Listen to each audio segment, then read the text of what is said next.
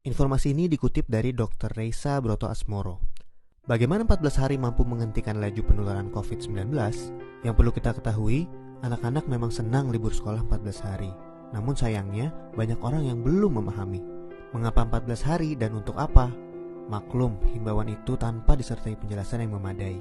14 hari itu sangat penting dan harus disertai tindakan kepatuhan.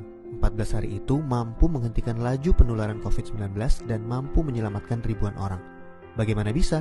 Begini, ketika seseorang kontak dengan apapun yang bisa menginfeksinya dengan COVID-19, maka harus ditunggu minimal 14 hari. Jika tidak terjadi apa-apa, maka orang itu aman. Nah, libur 14 hari itu untuk memotong rantai penularan, dan ini baru akan berhasil jika semua orang tetap tinggal di rumah masing-masing selama 14 hari itu. Kenapa harus begitu?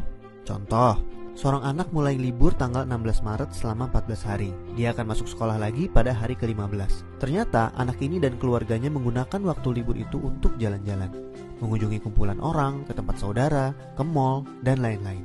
Seandainya dia jalan-jalan di hari ke-10 dan tertular COVID-19 di tempat yang ia kunjungi, mungkin pada hari ke-14 atau 15 belum ada tanda-tanda dia sakit, tetapi dia sudah membawa COVID-19 di tubuhnya dan berpotensi menularkan. Andai dia masuk sekolah pada hari ke-15 dan seterusnya, maka 14 hari libur sekolahnya itu tidak ada gunanya.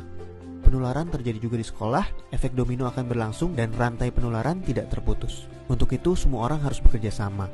Semua warga Indonesia harus membantu dan warga harus kompak, yaitu patuh untuk tidak kemana-mana dalam 14 hari itu kecuali untuk hal yang sangat perlu.